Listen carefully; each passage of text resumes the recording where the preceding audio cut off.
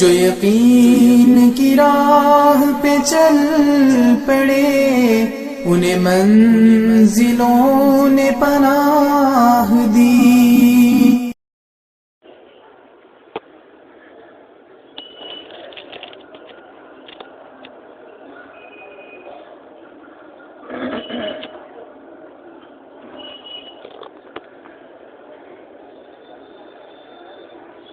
وہ نیت کریں کہ انشاءاللہ دعا تک کے بیٹھیں گے۔ جو شرعی معذور ہیں ان کی بات تو الگ ہے، باقی لوگ اٹھنے کی نیت نہ کریں، ضروریات بعد میں پوری کرنے کا موقع دے دیا جائے۔ اگر کوئی عذر نہیں ہے تو ٹیک نہ لگائیں تو زیادہ اچھا ہے، مجمع میں جڑ کر بیٹھیں۔ بسم اللہ الرحمن الرحیم، نحمدہ ونصلی علی رسولہ الکریم، اللہ بعد۔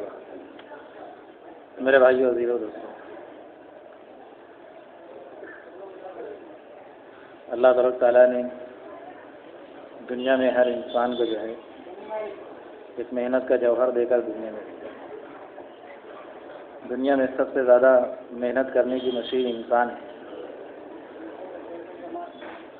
اور انسان کی محنت ہی پر دنیا کا اور آخرت کا بننا اور بگڑنا اللہ نے رکھا۔ محنت کا رخ اگر صحیح ہو گیا تو ہر انسان خود بھی چمکے گا اور دنیا بھی خیر پائے گی۔ میں ذرا آگے سرک جائیں، پیچھے والے میں ذرا آگے آ جائیں، درمیان میں دیکھ لیں، ہر آدمی اپنے آگے اگر جگہ ہو تو سرک جائیں۔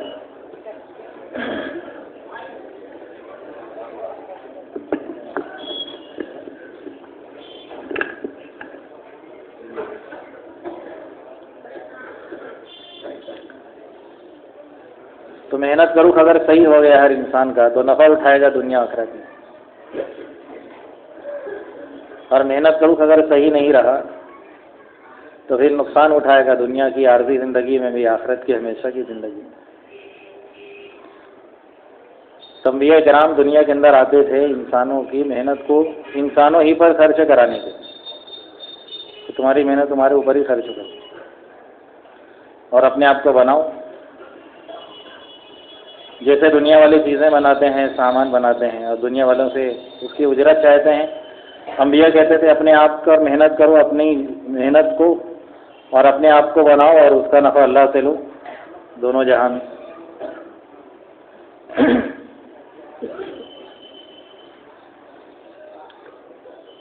تو دنیا میں سارے انسان محنت تو کر رہے ہیں، لیکن اکثر انسانوں کی محنت کا رخ صحیح نہیں ہے۔ محنت کہاں کرنا چاہیے؟ جہاں کرنا چاہیے وہاں نہیں۔ اس لیے مولانا یوسف صاحب رحمۃ اللہ علیہ فرماتے تھے کہ انسانوں کی دنیا میں ناکامی کی وجہ محنت نہ کرنا نہیں ہے، بلکہ ناکامی کی وجہ صحیح رخ پر محنت نہ کرنا ہے۔ پوری دنیا میں لوگ اس لیے نہیں ناکام ہو رہے ہیں کہ محنت نہیں کر رہے ہیں کامیابی کی، کامیابی کی محنت تو کر رہے ہیں، لیکن جو منزل ہونا چاہیے، جو صحیح رہے جو ہونا چاہیے، جہاں سے کامیابی ہے وہاں محنت ہی نہیں ہو رہی۔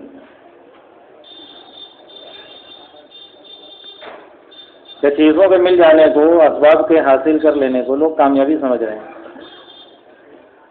عقل مندوں کے نزدیک چیزوں کا مل جانا یہ کامیابی نہیں ہے، بلکہ کامیابی کے اسباب میسر ہو جائیں اور پھر کبھی چھینے نہ جائیں۔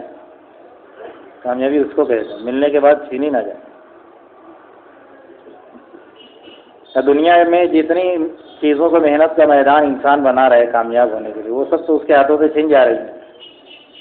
4 پاؤں 5 برس کے بعد چھین گیا، ڈگریاں 58 سال کے بعد چھین گئی جاتی، جہاں سے ہے تو وہیں چلے جاؤ، جہاں تمہارا ٹھکانا نہیں۔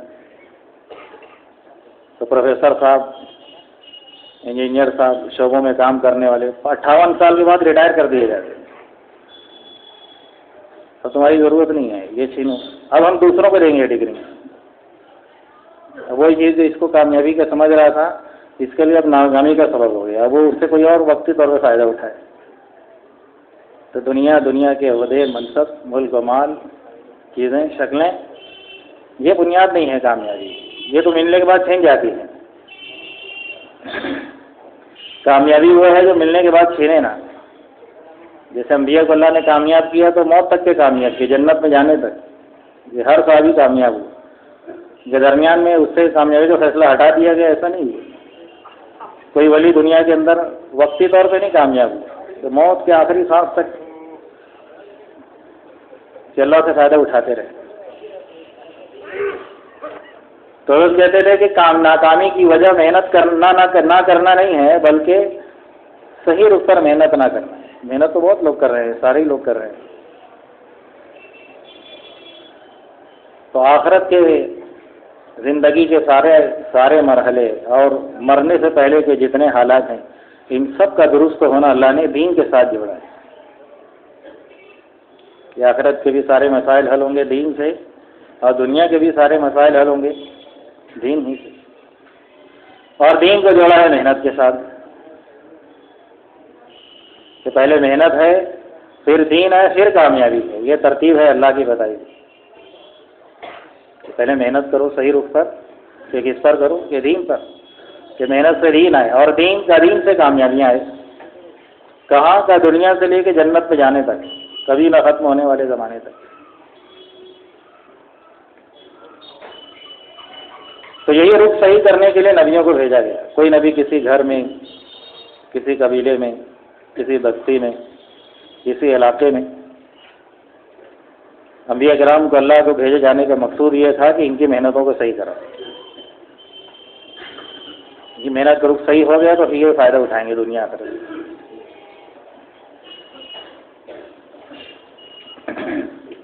تو پہلے نبی آنا بند، اپنے قبیلے سے نبی چلے گئے، اپنی بستی سے نبی چلے گئے، قوم سے نبی چلے گئے، تو ایک بستی مٹ گئی، ایک قبیلہ مٹ گیا، ایک قوم مٹ گئی۔ کہ پہلے نبیوں کے آنے سے محدود علاقوں میں اور محدود قوم میں اور محدود بستیوں میں نفع ہوتے تھے، اور ان کے جانے سے ان کے نقصانات محدود ہوتے تھے۔ جناب نبی کریم صلی اللہ علیہ وسلم کو اللہ نے وہ سارے شعبوں میں محنت کے لیے بھیجا جو آپ سے پہلے مختلف زمانوں میں انبیاء کو مختلف شعبوں میں بھیجا گیا کہ آپ ہر قوم کے، ہر زبان کے، ہر علاقے کے، ہر قبیلے کے، ہر خطے کے، ہر زمانے کے، ہر جگہ کے لیے آپ نبی ہیں۔ جب آپ کی محنت کا اثر سارے عالم پر پڑے، پہلے انبیاء کی محنت کا اثر سارے عالم پر نہیں پڑا۔ جیسے پنکھا ہے، پنکھا چالو کریں گے تو اس کی ہوا ایک محدود ایریے میں جائے گی، دوسرے لوگ اس سے نفع نہیں اٹھائیں گے۔ اور حوض ہے کہ حوض میں پانی ڈالے تو بیک وقت اس کی ساری سطح جہاں تک کے ہے سب ایک لیول اوپر آئے۔ تو رسول اللہ صلی اللہ علیہ وسلم کی محنت ایسے ہی ہے عالم کے اعتبار سے۔ آپ کی محنت کا ہر عمل سارے عالم پہ پڑے، اس لیے کہ آپ سارے عالم کے نبی ہیں اور ساری انسانیت کے نبی ہیں۔ جیسے ہمارے الیاس صاحب رحمۃ اللہ علیہ کہتے تھے، ہمارے نبی صلی اللہ علیہ وسلم کی شان اللہ نے جو کی الگ کی ہے، اور سارے نبیوں سے آپ کو جو ممتاز اللہ نے کیا ہے وہ آپ کے طریقہ محنت کی وجہ سے علیحدہ ہوئے ہیں کہ سب سے اونچے ہوئے ہیں، سب سے ممتاز ہوئے ہیں۔ کہ آپ کو جو محنت کا طریقہ دیا ہے کہ وہ نبیوں کو باقی انبیاء کو نہیں دیا ہے۔ آپ کی محنت سب سے اونچی، آپ کی محنت سب سے بڑی۔ یہ محنت میں جتنا اونچا اٹھان ہوگا کہ اتنے اونچے نتائج آئیں گے۔ اور آپ نے محنت ایسے ماحول سے اور ایسے علاقے میں اور ایسے پس منظر میں شروع کی کہ کوئی ہمدرد تھا ہی نہیں آپ کے ساتھ، ایک بھی ہمدرد نہیں۔ اور بعد میں لوگ تیار ہوئے کہ ابتدا میں کوئی ہمدرد نہیں، کہ لوگ مارنے آئے اور بچانے والا کوئی نہیں، کہ لوگ ظلم کریں اور ہمدردی کرنے والا ایک بھی نہیں، کہ پورے عرب میں ایک اللہ کا نام لینے والا کوئی نہیں۔ اور ساری دنیا حیوانیت کا شکار ہو گئی، جنگوں کا شکار ہو گئی، خون ریزی کا شکار ہو گئی، ظلم و ستم بھر گیا پوری دنیا۔ لیکن جب آپ صلی اللہ علیہ وسلم نے محنت اٹھائی ہے، محنت کا نقشہ قائم کیا ہے، تو جہاں کوئی ایک اللہ کا نام لینے والا نہیں تھا، وہاں کوئی اللہ کا نام ماننے والا نہیں رہا، کہ بورڈ لگ گیا کافر کا داخلہ حضور احمد میں ہمارا منع ہے، اب کوئی نہیں آ سکتا، کہ کب تک؟ قیامت تک نہیں داخل ہو سکتے ہیں وہاں۔ جہاں ایک مرد ایک عورت نہیں اللہ کا نام لینے والا، وہاں کوئی داخل ہی نہیں ہو سکے کہ اللہ کا انکار کرنے والا، کہ نہیں گنجائش نہیں ہے تمہیں آنے کی۔ اور نظام ایسا بدلی ہوا. ایک آدمی آیا حضرت سلمان فارسی رضی اللہ عنہ کے پاس, کہنے لگا کہ میں مختلف قبیلوں میں سے, مختلف دیہاتوں میں سے گزر کے یہاں تک آیا ہوں, سب کو ایسا پایا جیسے ایک ماں باپ کی اولاد ہوں. ہر کوئی مجھے اپنے یہاں ٹھہرانا چاہتا تھا, ہر کوئی پناہ دینا چاہتا تھا, ہر طرف سکون, امن, شانتی. کہ جہاں جنگیں تھیں وہاں یہ نظام ہو گیا, اور جہاں لوٹ مار کر کے کھانے والی قوم بس رہی تھی وہ لوگوں پر لگانے والی بن گئی. ایسا لگانے والی بنی کہ ایک آدمی کے خاطر اپنے بھی بچوں کو دھوکہ سلا دی. چراغ درست ہونے کے بہانے اندھیرا ہو جائے, دوسروں کو مار کے کھانے والے خود کے فاقے میں اپنے آپ کو ڈال. حضرت مولانا یوسف صاحب رحمۃ اللہ علیہ کہتے تھے آپ کے وصال کے بعد فوراً اللہ نے پاسا پلٹی کی کہ سب بنا بنائے کھیل ختم ہو گئے. ادھر آپ کا وصال ہوا اور لوگ اسلام چھوڑ دی. مدینہ سے 5 میل کی مسافت تک اسلام باقی تھا, باقی سب جگہ ختم. کہیں اعتقادی ارتداد, یقین کا بگاڑ, کہیں عمل کا بگاڑ, کہیں زبان کا بگاڑ. یہ تینوں ارتداد ساری دنیا میں قیامت تک کے ہوں گے. کہیں اعتقادی ارتداد ہوگا, کہیں زبان کا ارتداد ہوگا, اور کہیں عمل کا ارتداد. کہ عمل والے ہیں تو یقین بگڑا ہوا ہے, اور کہیں عمل کے کلمے کا اقرار ہے اور عمل کا عمل نہیں ہے. کہ کلمہ ہے نماز نہیں, کلمہ ہے روزہ نہیں, کلمہ ہے سنتیں نہیں, کلمہ ہے اور معاشرت غیر کی. کہ کلمے کا اقرار ہے اور لین دین یہود پر, کلمے کا اقرار ہے اور ملک و مال کے نظام یہودیت پر, اس کی آوازیں. یہ عملی ارتداد ہے دنیا میں. تو کہیں اعتقادی ارتداد اور کہیں عملی ارتداد, اور کہیں تو زبان ہی سے ہی چھوڑ دیا کلمہ, اسلام سے ہی نکل گیا, زبان سے کفر کا کلمہ ادا کر دیا. یہ 3 ارتداد ہو گئے. کوئی زیادہ وقفہ ہوا نہیں, جدھر حضور کا وصال ہوا اور ادھر یہ معاملات ہو گئے کہ تینوں قسموں کا بگاڑ ہو گیا. حضرت عائشہ رضی اللہ عنہ فرماتی ہیں کہ ہماری حالت ایسی ہو گئی تھی جیسے سخت سردی کی رات میں بھیگی ہوئی بکریاں ایسے سمٹ کے ایک جگہ جمع ہو جاتی ہیں. ایسے مسلمان مدینہ میں سمٹ گئے تھے کہ جو باقی تو اسلام تھے وہ مدینہ میں سمٹ گئے تھے. سب جگہ ارتداد ہی ارتداد. کوئی کسی نے تو کلمہ ہی چھوڑ دیا, بعضوں نے کہا کہ چلو کلمہ تو پڑھیں گے, نماز نہیں پڑھیں گے, نماز پڑھیں گے تو زکوٰۃ نہیں دیں گے, زکوٰۃ دیں گے تو یہ نہیں کریں گے. جھوٹے نبی پیدا ہوئے, نبوت کا دعویٰ کرنے والے. عورت بھی دعویٰ کر دی کہ میں بھی نبی ہوں. اور جو کل محمد صلی اللہ علیہ وسلم کی غلامی میں تھے وہ جھوٹے نبی کے پیروکار بن گئے.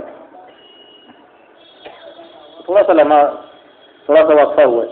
یہ اللہ نے کروایا تھا. کیوں کروایا تھا؟ حضرت کہتے تھے یہ بتانے کے لیے قیامت تک کے امت کو سمجھانا تھا کہ لوگ یہ نہ سمجھے کہ حضور صلی اللہ علیہ وسلم تھے تو اسلام تھا, آپ گئے تو اسلام چلے گئے نہیں, نعوذ باللہ قیامت تک. آپ کا دین قائم ہوا تھا آپ والی محنت سے. آپ والی محنت وجود میں آ جائے گی تو پھر آپ والا دین قائم ہو جائے گا. یہ اصل سمجھانا تھا اللہ کو.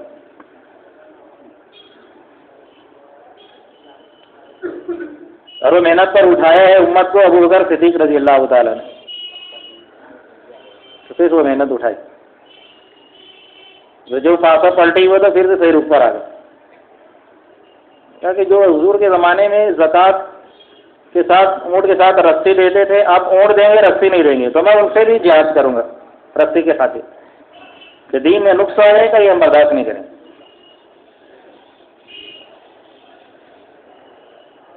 ہمارے یوسف صاحب رحمۃ اللہ علیہ کہتے تھے اللہ یہ کام ان لوگوں سے لے گا جو دین کا ذرہ برابر بھی نقصان برداشت نہیں کریں. کہ دین میٹ رہو, ابھی تو کھانے پینے کی آوازیں ہیں, دین میٹ رہو اور ہو ہا کے قصے ہیں, دین میٹ رہا ہو اور دنیا کی رنگینی میں پھنسے ہیں, اور پھر یہ کہ اللہ کام بھی لے لے. کہ نہیں, اللہ کا ضابطہ نہیں ہے. کہ اللہ کا ضابطہ یہ ہے کہ ہم یہ کام ان لوگوں سے لیں گے جو دین کا ذرہ برابر بھی نقصان نہیں کریں گے. کہ صدیق اکبر رضی اللہ کے رسی کا بھی نقصان میں نہیں برداشت کرتا. کہ زکوٰۃ تو لے کر آگے وہ رسی نہیں دیے تو وہ تو قتال کروں گا ان سے میں.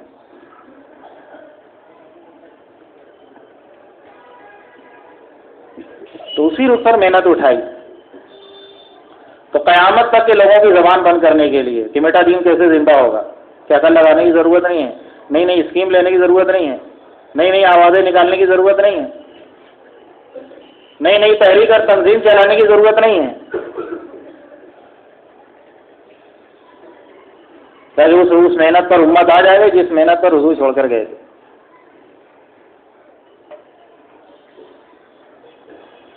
تو آپ صلی اللہ علیہ وسلم کا طریقہ محنت کہا کہ اس کی وجہ سے آپ سارے انبیاء سے ممتاز ہیں۔ حضرت صاحب رحمۃ اللہ علیہ فرماتے تھے مظہر ایک زمین کی طرح ہے، اور دعوت کی محنت ایسی ہے کہ جیسے زمین کو ہموار کرنا اور بارش کی محنت، دعوت کی مثال ایسی ہے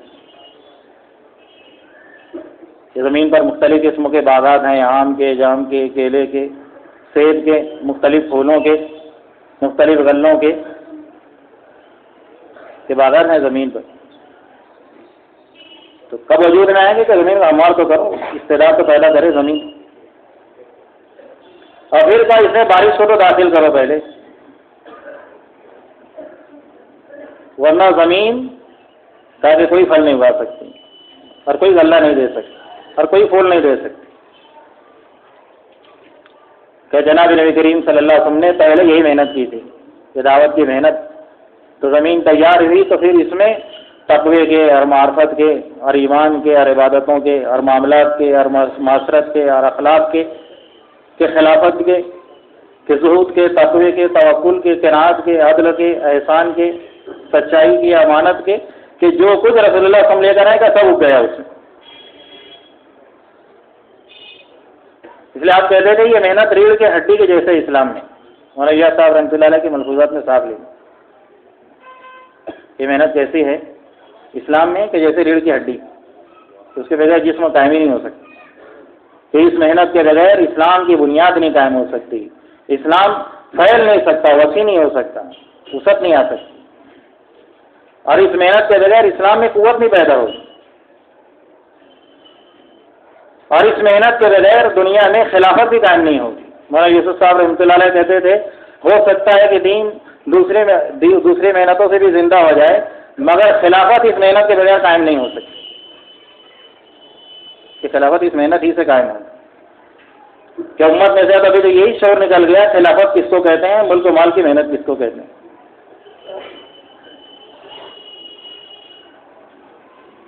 اور کہتے تھے خلافت کی محنت میں اپنوں کا خون بہایا جاتا ہے تاکہ امت خوشحال ہو جائے، اور ملک و مال کی محنت میں اوروں کو مارا جاتا ہے تاکہ میں ایک بن جاؤں، ایک میرے کا فائدہ ہو جائے بس۔ اس لیے آپ نے خلافت کے دونوں ابتدائی کونوں پر اپنے دامادوں کو رکھا، ابو بکر صدیق رضی اللہ عنہ کو، حضرت عمر رضی اللہ عنہ، اور خلافت کے دوسرے کونوں پر اپنے داماد کو رکھا، دونوں داماد کو۔ اور آوازیں لگی تو کون جائے مرنے کے لیے، تاکہ علی تم جاؤ، حمزہ تم جاؤ، اپنے چچاؤں کو آگے کیے کہ اپنے کو مٹاؤ، گرے کہ اپنے کو ترقی دو، فروغ دو، اور دوسرے کا دوسرے مانے۔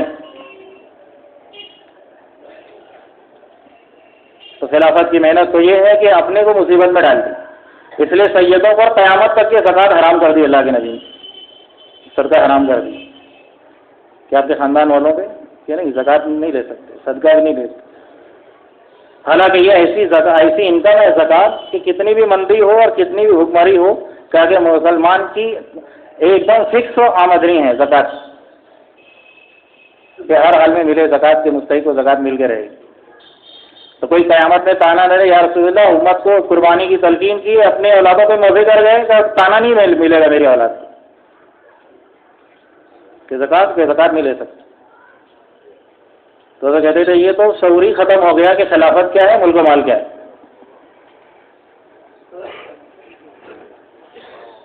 تو جب یہ محنت ہوگی تو سب کچھ زندہ ہو جائے۔ آگے مولانا الیاس صاحب رحمۃ اللہ علیہ فرماتے تھے کہ پھر غیر مسلم بھی اسلام میں آ جائیں گے۔ جو کہتے تھے اس زمانے میں غیر مسلموں کو اسلام میں لانے سے زیادہ کارگر اور ابتدائی محنت اس کی ہے کہ قومی مسلمان کو دینی مسلمان بنایا جائے، اور نام کے مسلمان کو کام کا مسلمان بنایا جائے۔ حضرت کے ملفوظات میں لکھا ہے یہ بھی تو قومی مسلمان ہے، یہ قوم کا مسلمان، وہ قوم کا مسلمان. کہ مسلمان کو کیا کہا کہ دینی مسلمان، اور نام کے مسلمان کو کہ کام کا مسلمان بناؤ. اس کو کیا کام دے کر بھیجا گیا؟ کہ یہ محنت ریڑھ کی ہڈی کے جیسی ہے.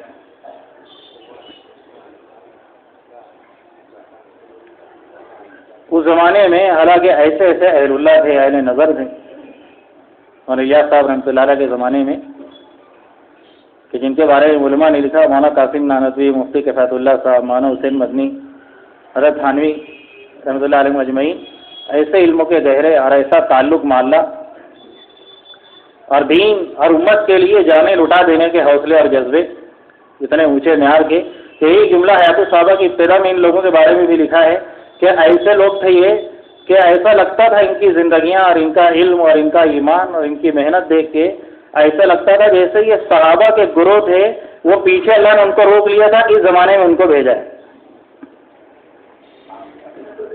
ایسے تھے وہ لوگ، علم کے ایسے گہرے. ان سارے لوگوں نے حضرت کی محنت پر تائید کی تھی اس زمانے کہ ہاں یہ کام سے سب کچھ زندہ ہو. اس کے باوجود مولانا ندوی رحمۃ اللہ علیہ، مولانا الیاس ان کی دینی دعوت میں لکھے ہیں کہ مولانا الیاس صاحب جب کام کو سمجھاتے تھے تو ایسے گر کھولا کرتے تھے اور ایسے پہلوؤں کو اجاگر کرتے تھے کہ اس زمانے کے لوگوں کے بارے میں کہتے تھے کہ اچھے اچھے اہل نظر کہ کوئی نقطہ تک کے نہیں پہنچ سکے. ہمارے یہ لوگ کہاں پہنچیں گے وہاں؟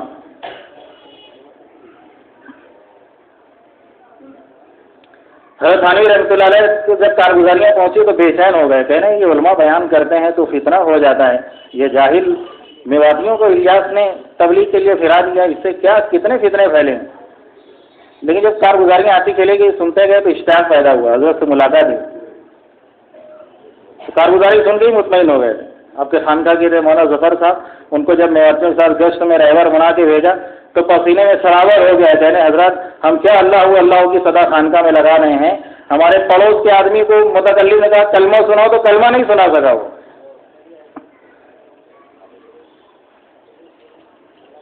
تو مطمئن تو بہت ہو گئے تھے. مولانا الیاس صاحب سے ملاقات ہوئی، مولانا الیاس صاحب کچھ دلائل دینا شروع کی. حضرت تھانوی رو گیا، حضرت دلائل مت دو، دلائل تو کسی کام کی صداقت کے اور ثبوت کے طور پر ہوتے ہیں، یہ کام تو حق ہے، اس میں دلیل دینے کی کیا ضرورت ہے؟ کہ مجھے تو اطمینان ہو گیا. پھر حضرت تھانوی رحمۃ اللہ علیہ نے اپنی گردن کو جھکا کے دائیں سے بائیں بائیں سے دائیں 3 دفعہ ہلایا اور کہنے لگے کہ چلنا تھی تو چل گئی، اب کوئی روک نہیں سکتا، چلنا تھی تو چل گئی، کوئی روک نہیں سکتا. 3 دفعہ کہا کہ دنیا کے اندر محنت اٹھی.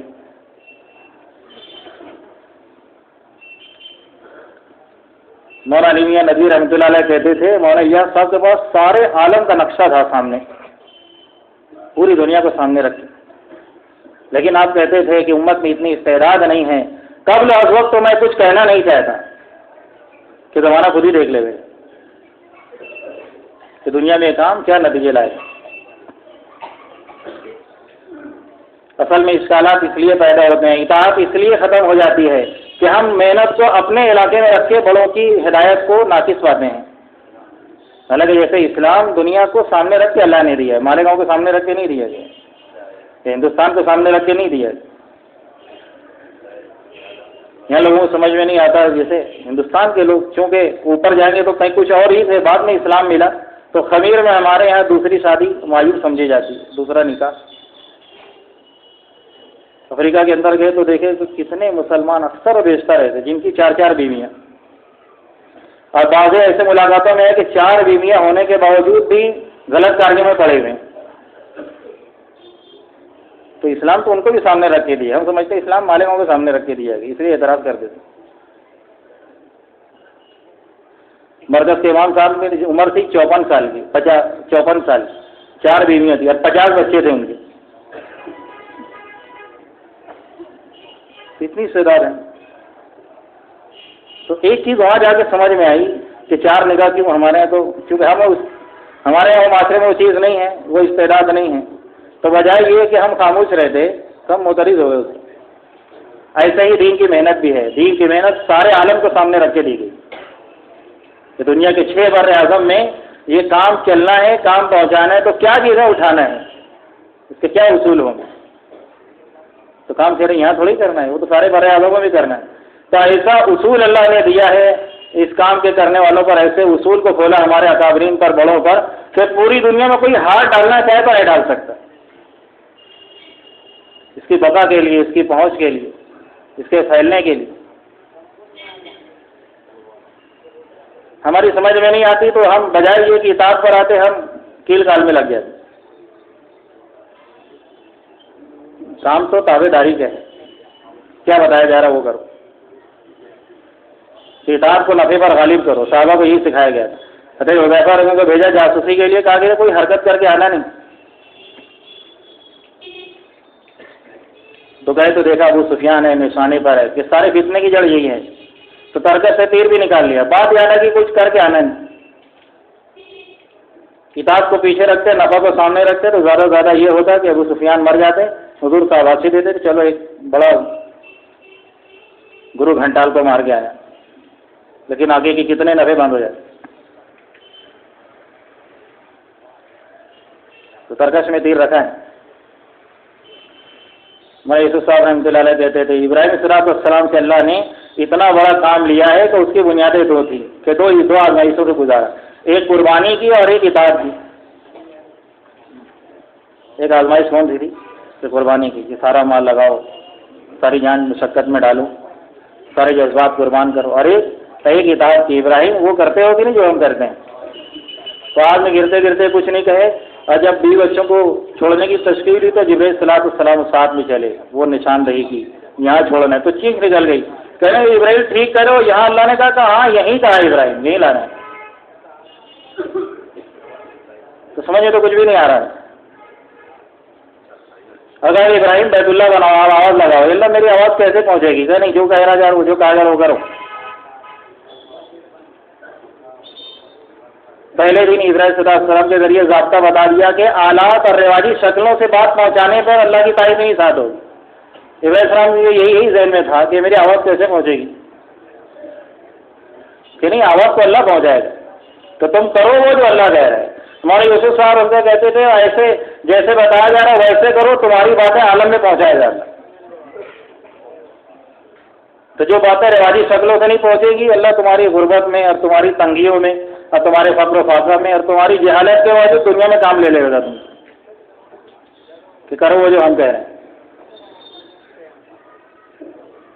اسے مولانا صاحب کہتے ہیں اجتماعیت دلوں پہ ملنے کو صرف نہیں کہا جائے، ورنہ احد کے موقع پر تو بولو کوئی ہمت کرے کسی صحابی کے بارے میں کہ نعوذ باللہ ان دونوں کے دل پھٹے تھے، کسی صحابی کا دل پھٹا تھا احد کے موقع پر، ورنہ اللہ کے تعلق میں کوئی کمی آئی، نہ عبادتیں چھوٹی، نہ قربانی میں کمی آئی، کہ کچھ بھی نہیں، لیکن جو کام کی ہدایت دی گئی تھی رسول اللہ صلی اللہ علیہ وسلم کے ذریعے سے، کہا کہ یہ علاقہ چھوڑنا نہیں جب تک کہ میں نہ کہوں، اس پر اپنی سمجھ کو غالب کر دیا کہ شاید حضور کی منشا یہ تھی کہ جب تک جنگ ہوتی رہے، اب تو ختم ہو گیا، آپ ہٹ جاؤ، کہ جو ہدایت دی گئی اس ہدایت پر اپنی عقل کو غالب کیا۔ تو سارا میدان جو ہاتھ میں آیا تھا، ہاتھ سے نکل کے مشرقین کے ہاتھ میں چلا گیا کہ ماتھا پلٹی ہو۔ خالد بن ولید اسلام میں نہیں آئے تھے، اوپر چڑھے ہیں اور جیتی ہوئی جنگ شکست میں بدل گئی، ورنہ صحابہ تو مجتمع تھے دل کے اعتبار سے بھی، اجسام کے اعتبار سے بھی، کہ ہدایت پر منتشر ہو گئے۔ ہم کام ایسے کرنا چاہتے ہیں جیسے ہماری سمجھ میں آ رہا ہے،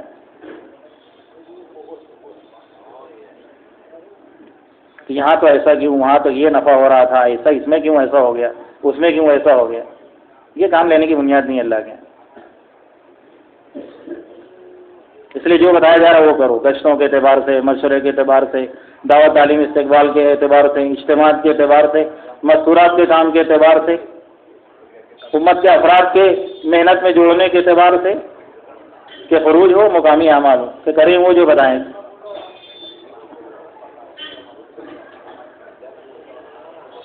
تو ہر بات ہماری سمجھ میں آ جائے یہ نہیں ہے۔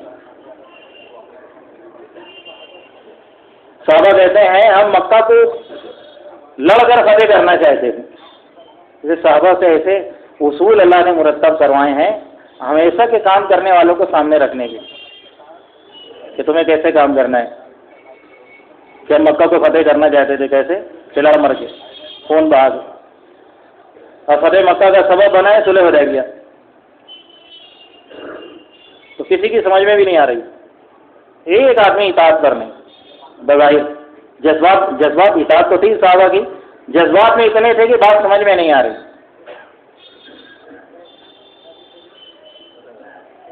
سہیل ابن عمرو مشرکین کے سردار میں سے آئے وفد بن کے، اور جب ایگریمنٹ طے ہو رہا تھا معاہدہ تو کہا کہ لسا محمد من جانب محمد الرسول، کہ یہ رسول اللہ کاٹو، یہی تو جھگڑا ہے مذہب اللہ کہ ہم آپ کو رسول نہیں مانتے، مان لے تو جھگڑا ہی کہیں ہو تو محمد ابن عبداللہ لکھو. حضرت علی رضی اللہ عنہ کو آپ نے کہا کہ علی کاٹ دو، کہ یا رسول اللہ آپ حق ہیں؟ کہا اللہ حق ہے، کہا اسلام حق ہے، کہا حق ہے، ہم حق پر ہیں، کہا حق پر ہیں. پھر ہم کیوں ڈریں؟ مجھے نہیں کاٹنا، میں نہیں کاٹوں گا. کہ نہیں علی کاٹ دو اسے. جب نہیں کاٹے تو حضور نے معلوم کر کے کہا ہے خود ہی کاٹ دی.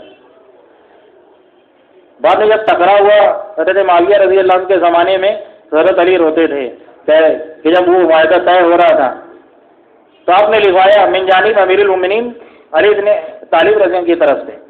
حضرت معاویہ کا آدمی آ کے کہنا کہ امیر المومنین کاٹو، جھگڑا تو اسی کا بات کہنا، امیر نہیں مانیں گے آپ کو. آپ روئے کہ اگر میں حضور کی بات کو مانتا تو آج میرے اوپر یہ دہرائی نہیں جاتی بات.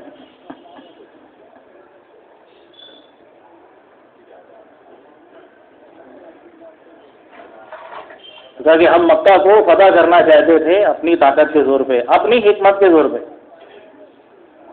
اور حضور رسول بتا رہے ہیں کہ آج ان کی مان لو پھر ساری زندگی تمہاری مانیں گے.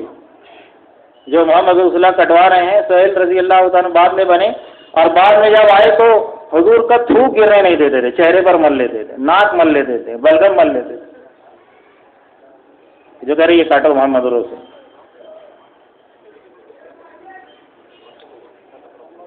اب مکہ فتح ہوا تو اعلان کیا کہ جو ابو سفیان کے گھر میں چلا جائے، حرم میں داخل ہو جائے، اپنے گھر کا دروازہ بند کر لے، اسے ہم نے اب بیت اللہ کی چوکھٹ پر ہاتھ لگا کھڑے ہوئے. سہیل ابن عمرو سامنے تھے. انہیں بتا تمہارے ساتھ کیا سلوک ہے. یہ تقریر بہت زبردست کرتے تھے. جب گرفتار ہو گیا تو حضرت عمر نے کہا یا رسول ان کے آگے کے دونوں دانت توڑتا ہوں. وہ سنائے اولیے ہی نہیں رہیں گے، آواز پاس ہو جائے گی، الفاظ صحیح رہیں گے نہیں، لوگوں پر اثر نہیں پڑے گا ان کے بیان کا.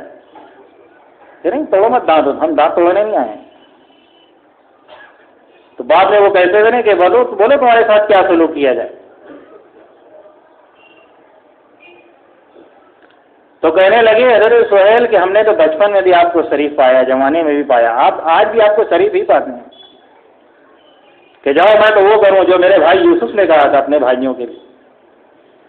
تو ایسا خوش ہوئے حضرت سہیل، اور ان کو دیکھ کے ایسا لگ رہا، حضرت نے لکھا ہے حدیث الصحابہ میں کہ ایسا لگ رہا تھا جیسے آج ان کو زندہ قبروں میں کسی نے گاڑ دیا تھا اور پھر سے نکالا گیا ان کو قبروں میں. تو یہ ہو اور پھر چلے ہیں اپنے خاندان کے 500 لوگوں کو لے کے ملک کے سامنے شہید ہو گئے. 500 لوگوں کو شہید کرا کلمے کے ساتھ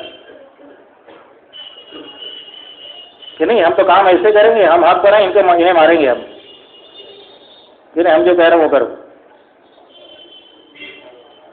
1400 لوگوں کو اطاعت پر ڈالا کہ کام یہ ہے.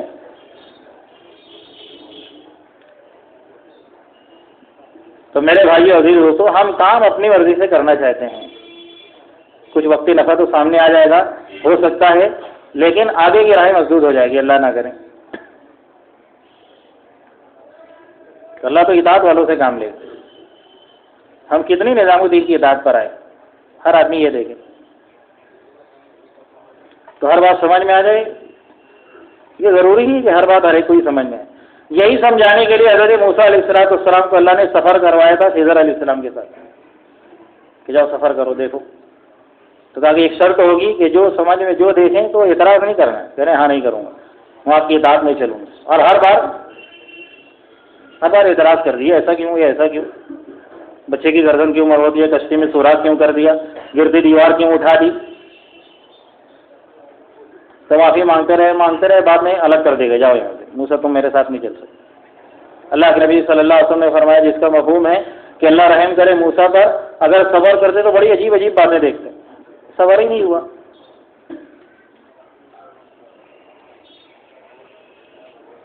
اتنے بڑے نبی کو اللہ تعالیٰ دکھا رہے کہ ان کے ساتھ چلو. ہر بات تمہیں سمجھ میں آئے گی نہیں ہے. ایک بنی اسرائیل میں ایک آدمی نے سوال کر لیا تھا کہ موسیٰ تم سے زیادہ علم کسی کے پاس ہے؟ تو کہا کہ نہیں، میرے زیادہ علم کسی کے پاس نہیں ہے. تو اللہ کو یہ بات اچھی نہیں لگی، اس کے لیے سفر کروایا تھا خضر علیہ السلام کے ساتھ کہ موسیٰ تمہیں بہت تھوڑا علم دیا گیا ہے، یہ میرا بندہ خضر ہے اس کو تو بہت زیادہ ہے.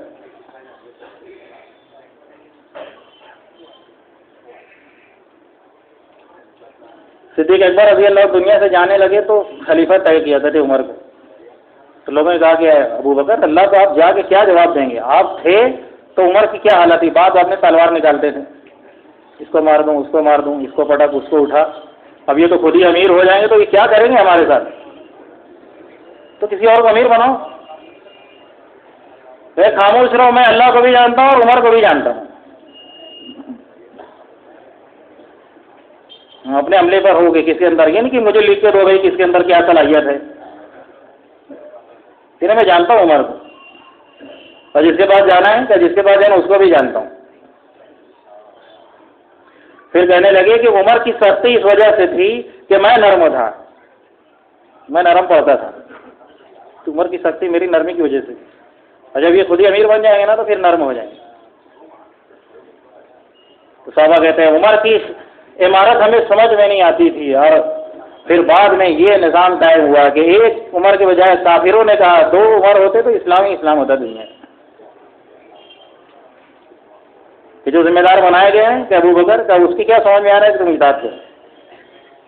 تو جو اللہ ذمہ دار پر کھول دے ضروری ہے کہ تم پر بھی کھول دے. وہ حضرت اسامہ کا لشکر جا رہا تھا، آپ نے مشورہ کیا کیا کرنا چاہیے. سارے مجمع میں انصار مہاجرین میں حیات صاحبہ میں لکھا حضرت نے صاف ایک آدمی کی رائے حضرت ابو سے میل نہیں کھاتی تھی، سب کی رائے الٹی تھی. کہتے تھے اسامہ کا لشکر مت بھیجو، ہم نے سب کی رائے دی. دیکھیں ہمارا مجمع کہاں تک پہنچا، ہمارا عملہ کہاں تک پہنچا. پھر آپ نے اصول تبلیغ کا اصول سوچ سوچ کر لوگوں نے نہیں دیا ہے. پھر لوگ سوچ سوچ کر تحریک بنا لیتے، تنظیم بنا لیتے، اپنی کوئی محنت اٹھا لیے کہ سوچ سوچ کے نہیں دیے اس کے اصول. صدیق اکبر ہم سمجھا رہے ہیں دعوت کا اصول کیا ہے. کہنے لگے اسامہ رضی کو روانہ کرنے کی بات اللہ کے نبی صلی اللہ علیہ وسلم نے اس وقت کہی تھی جب آپ پر وہی آیا کرتی تھی. یہ اللہ کی طرف سے ہے، قرآن اس کی بنیاد ہے، وہی اس کی بنیاد ہے، اللہ کے نبی کی سیرت اس کی بنیاد ہے. جب وہی کا سلسلہ جاری تھا، جب یہ فرمان جاری ہوا تھا کہ اسامہ کے راستے بھیجا جائے، تو اس کے خلاف کوئی اور بات سوچ رہے ہو کہ نہیں حضرت اسامہ کا لشکر تو جا کے رہے. تو ایک ہی بھی رائے نہیں، لیکن سارے اطاعت پر آ گئے. حضرت عائشہ رضی اللہ تعالیٰ عنہ کہتی ہیں کہ اگر ہمارے ابا جان کی بات لوگ نہیں لیتے تو مدینہ آگ کی بھٹی بن جاتی.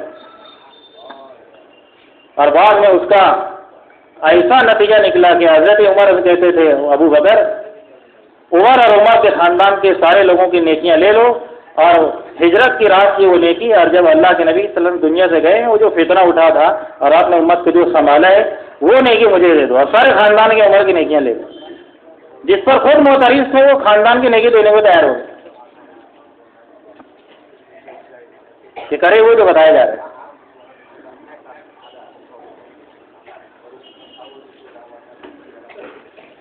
میرے بھائی عزیز دوستو، ہم سب اپنی سمجھ سے کام کرنا چاہتے ہیں، اس لیے ترقی نہیں ہے کام میں، نہ اپنی ذات میں.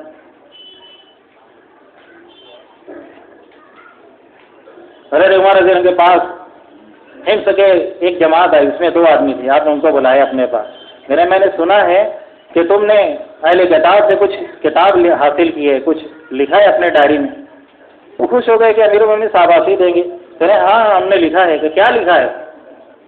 کہ ہم یہودیوں کے پاس بیٹھتے تھے، وہ ایسی باتیں کرتے تھے کہ ہمارے بدن کے روئیں کھڑے ہو جاتے، رونگٹے کھڑے ہو جاتے، ایسا بیان کرتے تھے.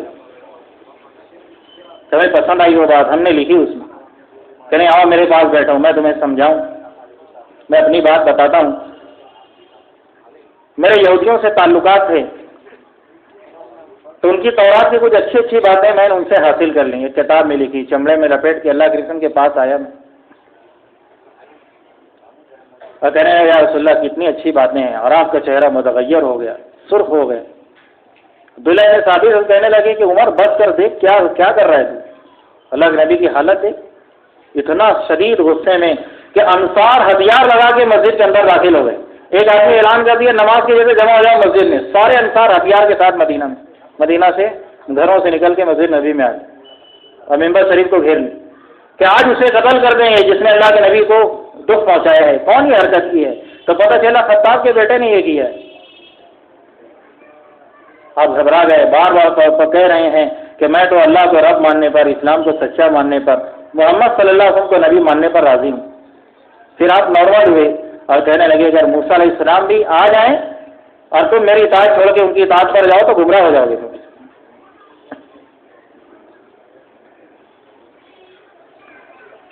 پھر اللہ کے نبی نے کہا کہ عمر وہ گہری معلومات رکھنے والے، گہرائی سے جاننے والے کہیں تمہیں گمراہ نہ کر دیں۔ حضرت عمر ان کو کہہ رہے ہیں کہ تمہیں ان کی باتیں بڑی اچھی لگی کہ وہ ان کے بیان سے تو میرے رونگٹے کھڑے ہو گئے کہ جاؤ ان تختیوں کو جا کے مٹا دو، گرم پانی میں روئی ڈبو اور اس کو مٹاؤ اور جنگل میں جا کے دفن کرو، ورنہ ایسی عبرتناک سزا دوں گا کہ دنیا یاد رکھے گی۔ ایک چیز طے ہو گئی اور تمہیں یہود کے بیان اچھے لگنے لگے کہ تم میرے رونگٹے کھڑے ہو رہے ہیں اس سے کہ اللہ کے نبی کی باتیں تمہارے لیے کافی نہیں ہیں۔ یہ صحابہ سے کیوں کروایا گیا کہ ہر اچھی بات دین نہیں ہے، دین کی ہر بات اچھی ضرور ہے لیکن ہر اچھی بات دین نہیں ہو سکتی، ہر بات دعوت نہیں ہے۔ ہر چیز دعوت ہو جائے کہ نہیں، ہر چیز دعوت نہیں ہوتی۔ انبیاء اور صحابہ کرام رضی اللہ تعالیٰ مجمعین کے جذبات اور آپ والوں کے طریقے، آپ دونوں کے طریقے کی بنیاد پر اللہ کی بات پہنچانا یہ دعوت ہے، ورنہ ہر بات دعوت نہیں ہے۔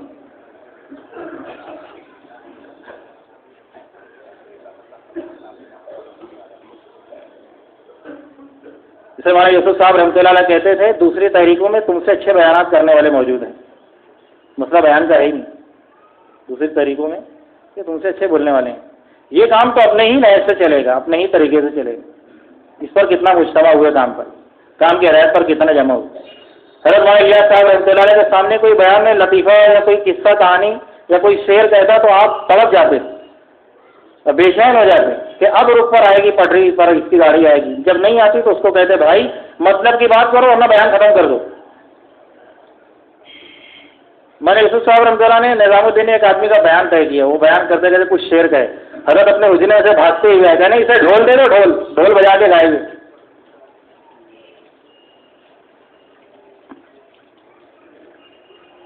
اور کہا ہمارا عملہ اچھے بیانات سننے کا عادی ہو گیا، اچھے بیانات سنیں کہ کام تو اپنی نہج سے چلے گا۔ کام بیانات کا ہوتا، نئی چیزوں کا ہوتا تو اللہ تو ابتدا میں صلاحیت والے لوگوں کو لاتا، ایسے بے دینوں کو اور جاہلوں کو اور ان پڑھوں کو اور گنواروں کو اور شراب کے اڈوں سے اور جوا کے سٹوں کے اڈوں سے اٹھا کے کیسے لاتا اللہ پہلے لوگوں کو کہ پہلے سے اچھے لوگوں کو لاتا۔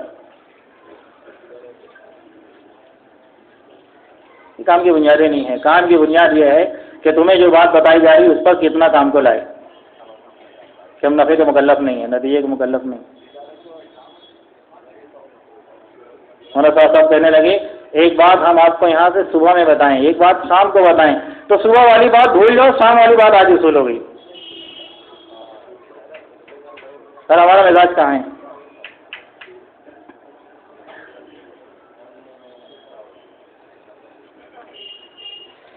تو میرے بھائیو عزیز دوستو، یہ کام تو اپنے ہی اصول سے چلے گا۔ مولانا الیاس صاحب رحمۃ اللہ علیہ کہتے تھے اصول کے بغیر موٹر نہیں چلتی، روٹی اصول سے پکائی جاتی ہے، ہر چیز کا ایک اصول ہے۔ تو چھ جائے کہ مادی چیزوں کا اقرار کرنے کے بعد اتنے بڑے کام کو ہم بے اصولی سے کریں۔ آپ فرمایا کرتے تھے ماضی میں یہ محنت اٹھی ہے، اب تاریخ میں ہے، دعوت کی تاریخ میں دو واقعات ایسے ہوئے ہیں کہ محنت قربانی کے ساتھ اٹھی تھی لیکن اصول سے ہٹ گئی تو اوپر سے جا کے نیچے آ گئی۔ یہ تو واقعات ایسے گزرے ہیں تاریخ میں دعوت کی محنت کہ اوپر پہ جا کے نیچے چلی گئی۔ اس لیے تم اس محنت کو اصول سے کرو، اگر اصول سے نہیں کرو گے تو جو عذاب دیر میں آئے گا مجھے ڈر ہے کہ کہیں وہ گھنٹوں اور منٹوں میں نہ جائے۔ لوگ اسے گشت پر کہتے ہیں کہ گشت اصول سے کروانا صدیوں کی وہ ساری اس میں آئیں گی۔ مولانا سب کام پہ کہتے تھے اس کو، کام اصول سے کرو، کہ کام کا ہر عمل، دعوت کا ہر عمل کا اصول سے کرو۔ اسی لیے 2 مہینے کی تشکیل ہو جاتی ہے نظام الدین آؤ وہاں کی، جہاں وہاں جا کے دیکھو کام کو کیا ہے، ورنہ میں اپنی کہوں آپ اپنی کہیں وہ اپنی کہیں اور اسی کو کام سمجھیں، تو سب طرف سے یکسو ہو جائے آدمی کام کے لیے۔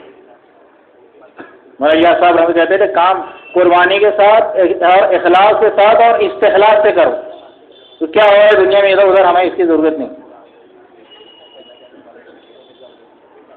کہ کام کے ہو کے رہ جاؤ۔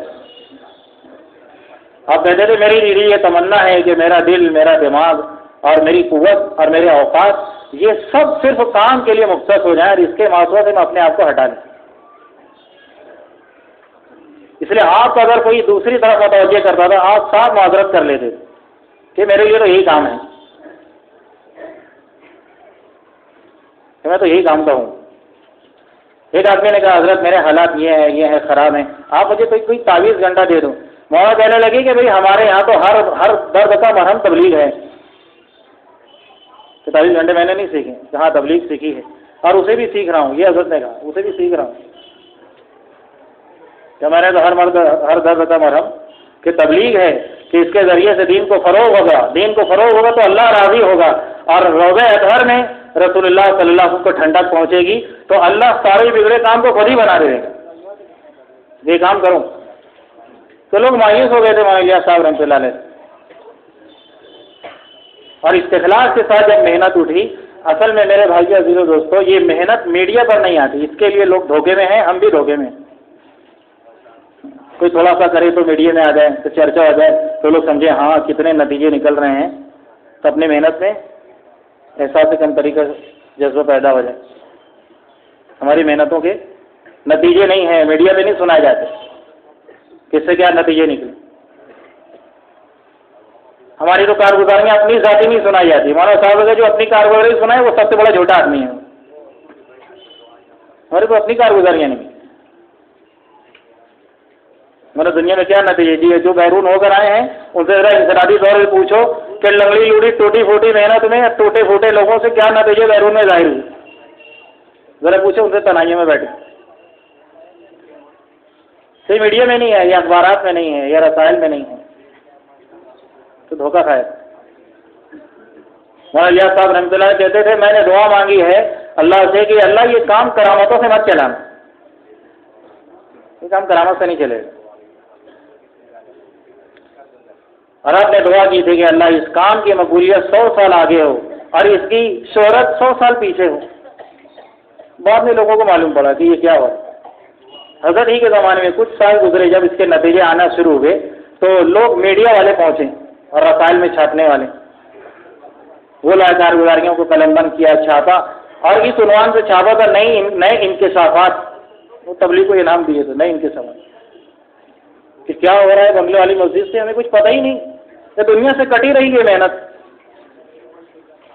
تو میڈیا والے خود آ کے اپنے اخباروں میں رسائل میں چھاپ دیے اسے، اور ایسے ایسے لوگ جو اس کام کے مخالف تھے اور روڑے اٹکاتے تھے انہوں نے اس کے نتائج اور حمایتیں اپنے رسائلوں میں لکھی۔ پڑھو اپنے بڑوں کی بات، ہم تو پڑھتے نہیں، پتہ نہیں کیا کیا ادھر ادھر کی باتیں پڑھتے ہیں، اسی کو سنتے ہیں، اسی کو بولتے ہیں، وہی آواز لگے تو لبیک بھی کہیں۔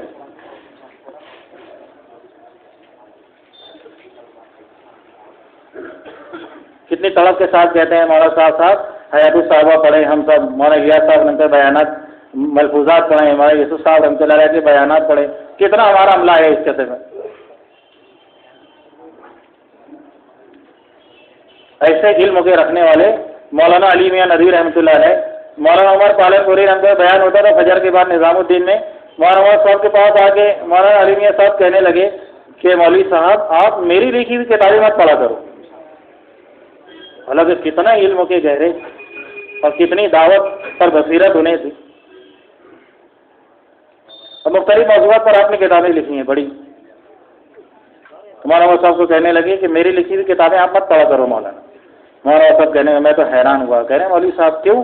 کہا اس لیے کہ آج اس کرسی پر بیٹھ کے جو فکروں سے بول رہے ہیں میری کتاب پڑھنے کے بعد ہو سکتا ہے آپ کی فکریں متزلزل ہو جائے گی، تو میری کتاب پڑھنا نہیں، آپ اپنے روح سے بات کرو۔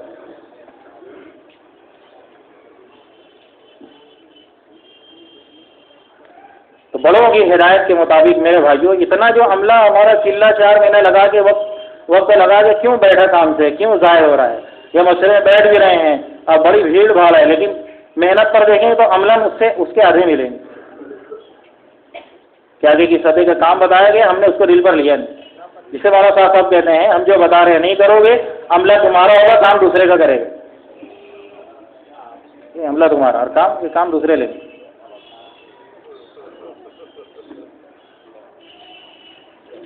تو بجائے لینے کی باتیں بڑی گہرا ہو گئی ہمارے لیے، بجائے سمجھنے کی گہرانی ہو گئی. تو سب کچھ اللہ پاک اسی کے ذریعے سے ظاہر کرے، زندہ کرے. تو کہا جو ہدایت نظام الدین سے کام کی دی جا رہی ہے تو اس کے مطابق ہم اپنے آپ کو لائیں، اپنی محنت کو لائیں، اپنے ایک ایک عمل کو لائیں، مقامی بیرونی عمل. اور پوری امت کو محنت کا میدان بنانا ہے کہ طبقوں کو نہیں. مولانا یوسف صاحب نے بیانات میں لکھا ہے کہ طبقوں پر محنت کرنا یہی اصل بگاڑ ہے. صاف لکھا ہے کہ طبقوں پر محنت کرو تو کیا ہے کہ یہ بگاڑ ہے.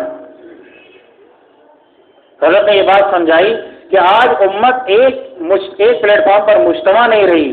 اس کے لیے ہم تعلیم میں ایسی باتیں رکھے ہیں کہ امت مجتمع ہو جائے کہ نماز کو ہر کوئی مانے گا، اس لیے فضائل نماز ہے.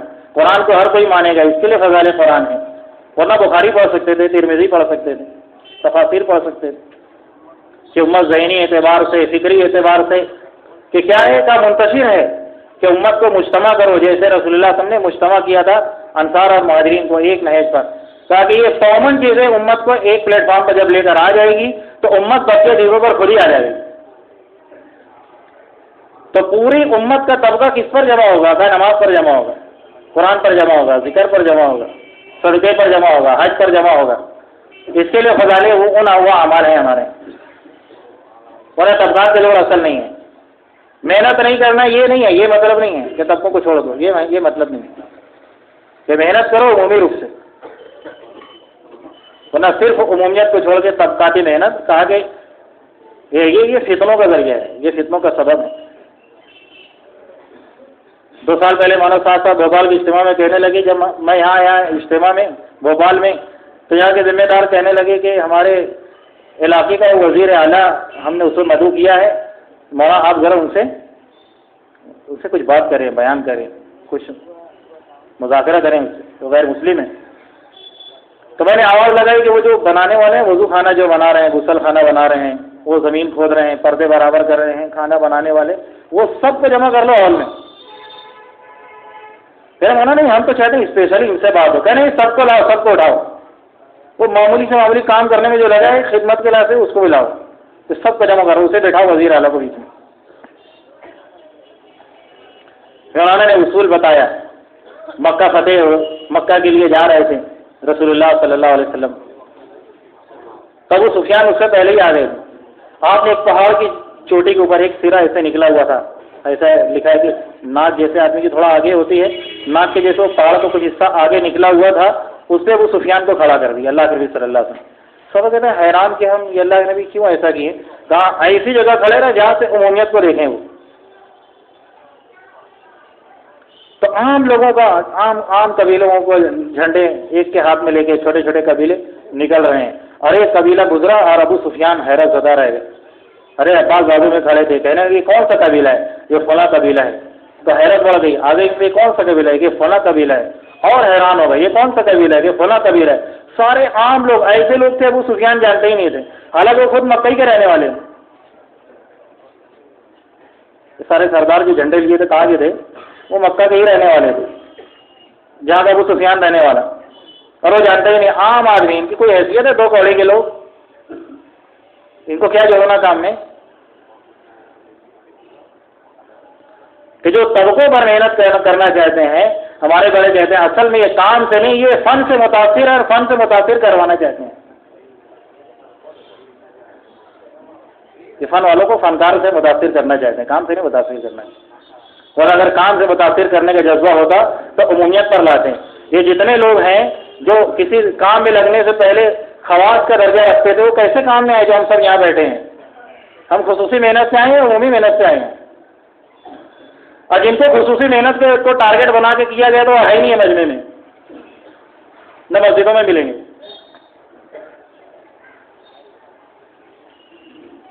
تو حیران ہوتے چلے جا رہے ہیں ابو سفیان کہ یہ ہے یہ ہے یہ ہے. اور آخری میں رسول اللہ صلی اللہ علیہ وسلم انصار اور مہاجرین کے ساتھ 10,000 کا لشکر لے کے نکلے. تو حیرت بڑھتی گئی تاکہ عوام پر محنت کرو تو خواص متوجہ ہو جائیں. اور صرف خواص کو متوجہ کرو گے تو عوام سے کبھی بھی نہیں جڑیں گے. یہ مطالبے کریں گے خصوصیت. اس لیے میاں جی مہراج صاحب رحمۃ اللہ کہتے تھے ہر 15 دن پہ ایمان والے سے ایمان کی نسبت اور ملاقات کر لو گھروں کی. تو گھروں کی ملاقات ایک چھوٹا سا لفظ ہے لیکن بڑی حکمت ہیں اس میں کہ عام آدمی ہو خاص آدمی ہو پروفیسر ہو ڈاکٹر ہو انجینئر ہو ٹیچر ہو مدارس کے طلبہ ہوں کالج کے طلبہ ہوں کام میں جڑا ہوا ہو نہ جڑا ہوا ہو نماز پڑھتا ہو نہ پڑھتا ہو کام میں لگ کے بیٹھ گیا ہو نہیں آیا ہو وہ سب کہاں رہتے ہیں؟ یہ سب گھروں میں ہی رہتے ہیں. ہم نے گھروں پہ ایک 15 دن میں چکر لگا لیا گویا امت کے ہر خاص کام پر مل لی. تو کتنی آسان ہے ہر فرد امت تک 100% پہنچنا. اور الگ الگ سب کو جوڑو تو عمر ہی ختم ہو جائے. سب کو جوڑنے میں سرمائی ختم ہو جائے. مولانا علی میاں ندوی رحمۃ اللہ علیہ لکھتے ہیں مولانا الیاس صاحب رحمۃ اللہ علیہ کے بارے میں کہ میوات کا جب عمومی اجتماع ہوتا تھا عمومی جلسہ وہ لوگ کہتے تھے جلسہ ہوتا تھا عمومی اجتماع ہوتا تھا تو ہم دیکھتے تھے مولانا الیاس صاحب رحمۃ اللہ علیہ کو عام غریب میواتی بیٹھے رہتے تھے جلسے میں اجتماع میں اور میوات میں ان کو دیکھتے ہی مولانا کی طبیعت میں نشاط آ جاتا تھا خوشی بڑھ جاتی اور بیماری وہ نہیں پتہ ایک دم سے طاقتور ہو جاتا ہے.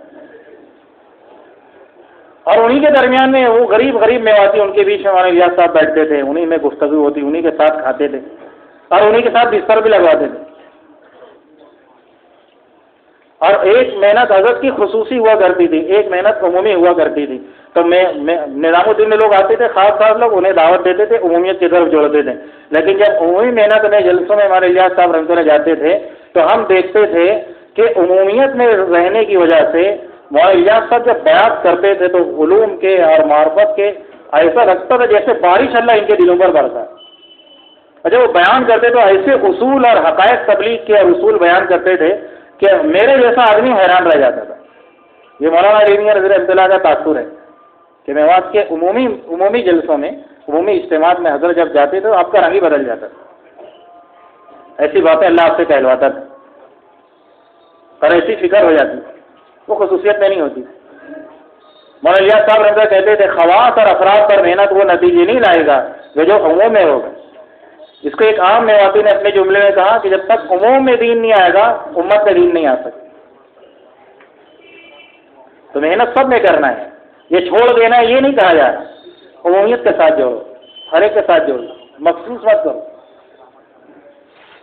کیونکہ یہ بگاڑ ہے اصل کام میں کہ طبقاتی محنت کی جائے اور اپنی عقل سے کام کیا جائے. مولانا یوسف صاحب رحمۃ اللہ علیہ کہتے تھے یہ محنت اصل تو یہ ہے آج ہماری محنت صحابہ کی محنت سے رسول اللہ صلی اللہ علیہ وسلم کی محنت سے بہت دور ہے. کہاں ہماری محنت اور کہاں ان کی محنت. اللہ کے نبی صلی اللہ علیہ وسلم والی محنت اور ہماری محنت اور صحابہ والی محنت وہ مشقت والی ہے ہماری سراسر راحت والی. ہماری محنت کیسی ہے کہ ہماری محنت تو راحت والی اور صحابہ کی محنت مشقت والی. ابھی تو ہماری مزاج پر محنتیں ہو رہی ہیں اپنے مزاج کی رعایت کرتے کرتے ہو رہی ہیں. اس لیے حضور کی معاشرت سمجھ میں نہیں آتی. ہم معاشرت کے بول بولتے ہیں ہماری مسجد سے رسول اللہ صلی اللہ علیہ وسلم کی مسجد کا نقشہ سمجھ میں نہیں آتا اور ہماری محنتوں کے حضور کی محنت سمجھ میں نہیں آتی. اس لیے کہ محنت نفس کے ساتھ ہے اطاعت کے بغیر ہے اپنی حکمتوں کے ساتھ. پھر حضرت کہتے تھے اصل ہماری سب سے بڑی کامیابی یہ ہے کہ ہم اس محنت کو کرتے کرتے اس سطح تک کے پہنچا دیں جس سطح پر رسول اللہ صلی اللہ علیہ وسلم نے محنت کو اٹھایا تھا. ہم وہاں لے کے جائیں کام اور وہ محنت یہ ہے کہ ظاہر کے خلاف اپنے دھرم کو اٹھاؤ. وہ محنت کیسی ہے کہ ظاہر کے خلاف قدم اٹھاؤ. آج ہماری تشکیلیں چلے 4 مہینے کی بیرون کی تشکیلیں ہمارے ظاہر کے حالات درست ہیں تو ہماری تشکیلیں ہوتی ہیں اور حالات نہیں ہیں تو پھر برسوں کے 4 مہینے چھوٹے ہیں چلے چھوٹے ہیں کتنے ڈیو پڑے ہیں اور کوئی فکر نہیں کیونکہ ہم ظاہر کے خلاف اٹھنا نہیں چاہتے. مولانا یوسف صاحب رحمۃ اللہ کہتے تھے اللہ یہ کام ان سے لے گا جو ظاہر کے خلاف اٹھیں گے. صدیق اکبر رضی اللہ عنہ ظاہر کے خلاف کھڑے ہوئے تھے، ورنہ کوئی بھی حمایت کا نہیں تھا۔ کہتے تھے جو ہر حال میں کام کرنا نہیں چاہیں گے، اللہ ان سے کام نہیں لے گا، بلکہ وہ تو کام سے ایسے کٹنے کا ان کو خطرہ ہے کہ جیسے پتجھڑ کے پتے ہیں کہ قریب اکھڑ جائیں، کام سے درخت سے اکھڑ جائیں، ایسے ہی اکھڑ جائیں گے جو ہر حال میں کام